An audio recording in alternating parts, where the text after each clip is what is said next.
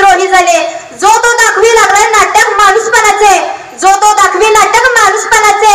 स्वार्थ शोधण्यात दाबिंग स्वामी दंग झाले, स्वार्थ शोधण्यात दाबिंग स्वामी दंग झाले. हल्लीचे देशभक्त ओढतायत ऐक्यपीठावर आहे का, हल्लीचे देशभक्त ओढतायत ऐक्यपीठावर आहे का. लाचलुचपतीवरती बरेच बदमाश लाल झाले, लाचलुचपतीवरती बरेच बदमाश लाल झाले. ओठावर गोड भाषा डोळ्यात कपटी नशा, खरंच ऐका, ओठावर गोड भाषा डोळ्यात कपटी नशा. म्हणूनच आज अमृताचे विष झाले, म्हणूनच आज अमृताचे विष झाले. उरली तृणा इथे कामुक वासनेची, उरली तृणा इथे कामुक वासनेची. माणसे ही सारे आज हैवान झाली, माणसे ही सारे आज हैवान झाली. व्यासपीठावर उपस्थित मान्यवर वैद्य जमलेले माझ्या बंधू भगिनींनो, मी मोनिका प्रदीप शिंदे. मी तुमच्याविषयी तुमच्या पुढे विषय मांडू इच्छिते, भ्रष्टाचार राष्ट्र प्रगतीचा मोठा अडथळा. मला सर्वांना पहिला हा क्वेश्चन करायचा आहे की भ्रष्टाचार म्हणजे काय. भ्रष्टाचाराची व्याख्या प्रत्येकाच्या म्हणण्यानुसार वेगवेगळी असू शकते, पण माझ्या मते भ्रष्टाचार म्हणजे एखाद्या व्यक्तीने स्वतः पैशासाठी किंवा खजिन्यासाठी त्याचा गैरवापर करणे किंवा त्याची लूटमाट करणे म्हणजे भ्रष्टाचार. 1947 रोजी भारत देश आपला स्वतंत्र झाला, 1947 रोजी आपला भारत देश स्वतंत्र झाला. पण त्यावेळी कोणी विचारही केला असेल की माझ्या भारताला पुढे भविष्यात या भ्रष्टाचाराची कीड लागेल म्हणून. प्रत्येक बघांच्या गोष्टीत भ्रष्टाचार चालू आहे, शैक्षणिक गोष्टीत भ्रष्टाचार चालू आहे, सामाजिक कार्यात भ्रष्टाचार चालू आहे, सामाजिक योजनेत भ्रष्टाचार चालू आहे. आपण जे रोज अन्नधान्य खातो त्यातही भ्रष्टाचार चालू आहे. मुळात म्हणजे दवाखान्यात सुद्धा भ्रष्टाचार चालू आहे. आपण आजवर ईश्वर देवांची कथा ऐकले, पण भ्रष्टाचाराविषयी कोणी ऐकले नाही. आपण भारताचा एक चांगला नागरिक, आपल्यावर जबाबदारी आहे की आपल्या भारताच्या या किडीला नष्ट करण्यासाठी. जसं की 4 वर्ष अगोदरचं उदाहरण घ्यायचं, कोरोना हा संसर्गजन्य रोग होता, कोरोना संसर्गजन्य रोग होता. एका झाला की दुसरा त्याच्या संपर्क आला की लगेच त्याला व्हायचा. तसंच जर आपण भ्रष्टाचार केला तर पुढची पिढी सुद्धा भ्रष्टाचार करणार, एवढं लक्षात ठेवा. त्यासाठी स्वतःला एका नियमाटीमध्ये लागू करायला लागेल.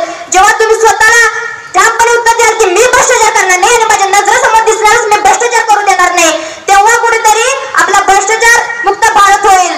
तुम्ही जर तुमच्या परिवारात सांगितलं की मी भ्रष्टाचार करणार नाही, तेव्हा तुमच्या परिवारालाही भ्रष्टाचार मुक्त होण्यापासून फायदा होऊ शकतो. तुमचं पाहून तुमचा परिवार शिकू शकतो, तुमचा परिवार पाहून तुमचे शेजारी पाजारी शिकू शकतात, तुमचे शेजारी पाजारी पाहून तुमची गल्ली सुधारू शकते, गल्ली पाहून गाव सुधारू शकतं, गावाचं पाहून शहर सुधारू शकतं, शहराचं पाहून जिल्हा सुधारू शकतो, जिल्ह्याचं पाहून राज्य सुधारू शकतं आणि राज्याचं पाहून कुठे भारत देश सुधारू शकतो. आपल्या भारताचा एक थोडा आदर्श घेतला जातो की भारतात प्रत्येक जाती धर्माचे लोक गुण्यागोविंदाने राहतात. हेच जर दुसरा आदर्श ठेवायचा असेल तर भ्रष्टाचार मुक्त भारत व्हायलाच हवा. आपल्या भारत जर पुढे भविष्यात भ्रष्टाचार मुक्त भारत झाला तर प्रत्येक देशाचे लोक आपल्या भारताला सलट केल्याशिवाय राहणार नाहीत. जसं की आपण उदाहरण घेतो की आपण रोडवरनं चाललोय आणि पोलीस काका दिसतात आणि आपल्या मनात विचार येतो की त्यांची नजर चुकवून जायची किंवा त्यांना म्हणायचं 200 रुपये घ्या. जेव्हा पोलीस काका अडवतात तेव्हा आपण काय म्हणतो, काय राव साहेब घ्या की 200 रुपये मिटवा, विषय तेवढा. पण त्यासाठी आपण एवढा विचार करत नाही की आपण पण एक भ्रष्टाचारच करायला लागलोय.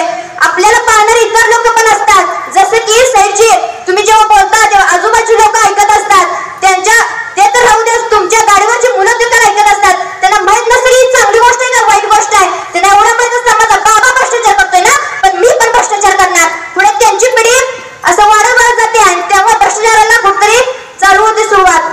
या भ्रष्टाचाराची जर मुळे आपल्याला थांबवायचे असतील तर आपल्याला कुठेतरी या भ्रष्टाचाराला आळा घालावाच लागेल. आपली भारत मध्ये ओढून सांगते घेऊ द्या मोकळा श्वास, घेऊ द्या मोकळा श्वास. भ्रष्टाचाराचा येतोय वास, भ्रष्टाचाराचा येतोय वास. बोगस व्यवस्थेचा गरिबांना त्रास, बोगस व्यवस्थेचा गरिबांना त्रास. शेतकरी बिचारा घेतोय फास, शेतकरी बिचारा घेतोय फास. मी म्हणत नाही की शस्त्र घ्या उठान लढा, माझं फक्त एवढंच म्हणणं आहे. गांधीजींचा जसा शब्द होता अहिंसा, अहिंसा म्हणजे हिंसा करू नये, तसंच आपलं वाक्य आहे प्रेमाने जग जिंकता